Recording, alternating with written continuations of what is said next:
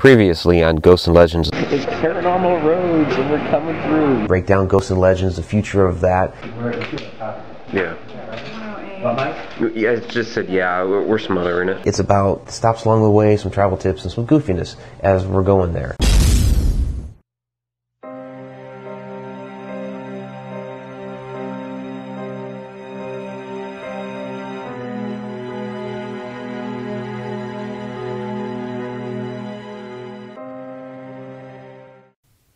Welcome to another episode of Ghosts and Legends. I'm author and ghostorian Mike Ricksecker. The assassination of President Abraham Lincoln has long been one of the great American tragedies. Shot from behind at Ford's Theater on April 14, 1865 by John Wilkes Booth, the story of Lincoln's assassination only starts there. First, Booth and his accomplice William Harold stopped at the Surratt Inn and Tavern for provisions. Mary Surratt was later hung for her role in the conspiracy. From there, they made the trek south to the house of Dr. Samuel Mudd so he could treat Booth's leg, which had broken when he leaped from the balcony at Ford's Theater. Some say that Mudd was an accomplice to the conspiracy, since he had crossed paths with Booth before, while many others insist that he was innocent. Whatever the truth may be, Dr. Mudd's life was forever changed when Booth and Harold, both disguised, showed up on his doorstep at 4 a.m. in the morning. And that is where the history in this tale ends. I've been to the Mudd House 3 different times now, each with their own strange occurrences. 2 of those times I lost recorded media that I had captured, completely disappearing as if it had never been recorded at all. That includes the filming for this particular episode. You can clearly see here that I'm mic'd up and have started using the audio recorder. However, that recorded segment has completely disappeared, leaving me with an inaudible track from the camera's small and distant microphone. Here at the Samuel Mudd House, this house is most notoriously known for one of the locations in which John Wilkes Booth fled after assassinating President Abraham Lincoln. Although disappointed at first, the loss of my photographs from my first visit actually set up the fantastic tale I've been able to tell about my second visit. Again, the audio is poor due to the loss of the quality recordings. This is the bed in the room where John Wilkes Booth has slept that has become one of my favorite stories to tell. The second time I was here was due to the fact that I lost all the pictures from the first time, and it was when I was researching Ghosts of Maryland, and we made the trip down. It was on a Monday, and I didn't know at the time, but they were closed on a Monday, and I was just going to get some shots from the outside because the gates were closed and all that, but lo and behold, one of the docents pulled up next to me and said, "You know what? We're opening the house for a private viewing. Why don't you come in and get your pictures?" And so I explained to him the situation. So fantastic. So as he's opening up the house and we're coming up the stairs, I'm asking him about the different things he's experienced, and he starts talking about the bed impression that is routinely here in the mornings. And he comes in, he starts opening up the blinds, and I looked down the bed. I said, "You mean the bed impression here?" And it was funny because he got all upset. Like, yeah, see, that's what I'm talking about. You know, we have to keep this all nice and clean for the public, and you know, it's always frustrating when that bed impression's here. So I said, well, wait a minute. You know, do you mind if I get a picture first? So, you know, it's a funny story. I love to tell, but it was a you know, great opportunity to get to see something that people usually don't, because they do a fantastic job here of keeping the house in impeccable shape and presenting a nice atmosphere for the public to come and see the home in the manner in which it was kept, you know, over 150 years ago.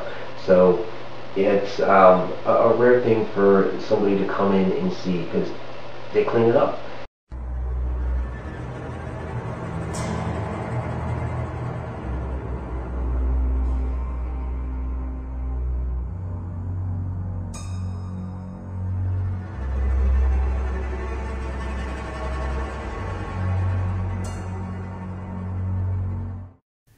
Welcome to Haunted Hoax or Hokey.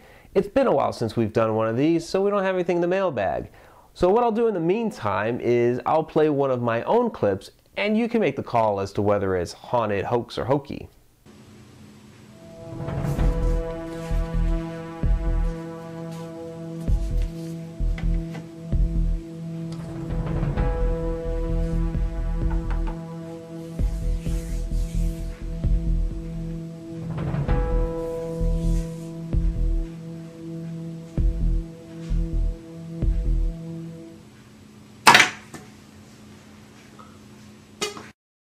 All right, well, that one's obviously a hoax. I mean, you could even chalk it up to hokey, but certainly not haunted. But funny, you know, and humorous, and still kind of feeling it in the head a little bit.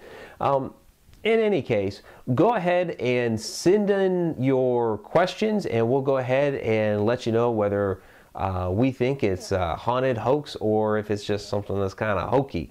Till next time.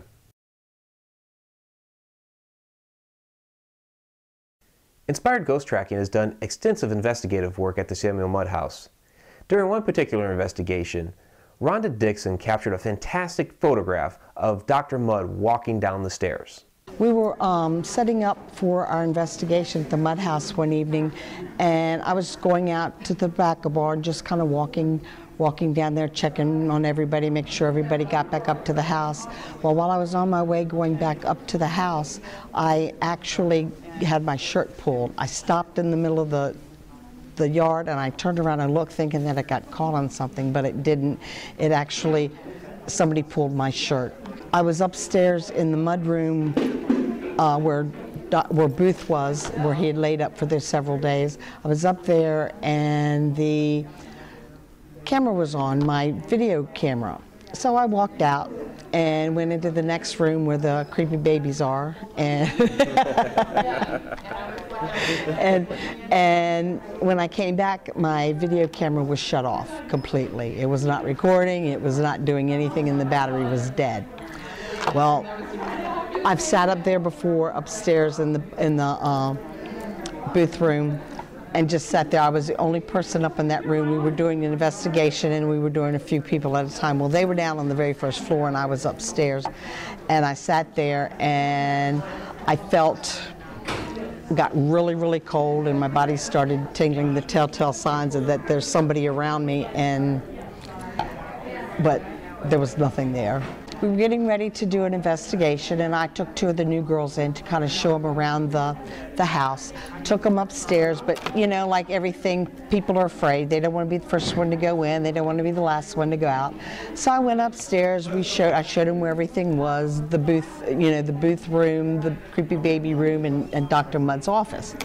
Well, then we headed back downstairs. Well, the two girls didn't want to be the last ones down, so they hurried past me and they went down the stairs. Well, I was snapping pictures the whole time. Came down the stairs, and there's a mirror at the end of the hall. And there's a picture of Dr. Mudd on one side. And then there's a doorway that goes into the parlor. Well, I just kind of leaned up against the door jamb and was taking pictures, but I wanted to situate myself so I wasn't in the mirror and my flash wouldn't be in the mirror. I took the picture, I looked at it, didn't think anything of it. I thought it was the other investigator that was with us.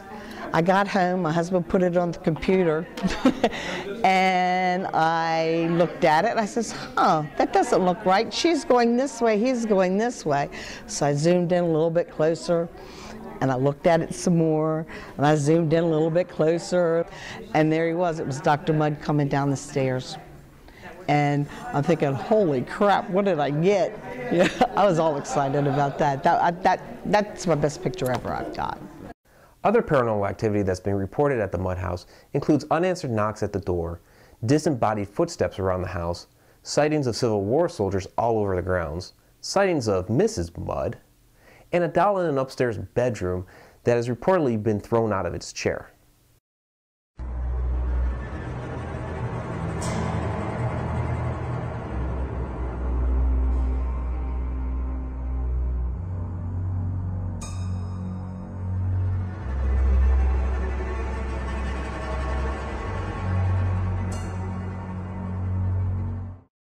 It was one vote that kept Dr. Mudd from receiving the death sentence. He was imprisoned at Fort Jefferson, where he was instrumental in treating an outbreak of yellow fever. For his heroics, he was pardoned by President Andrew Johnson, and Dr. Mudd returned home to live out the rest of his days, and perhaps beyond. Until next time.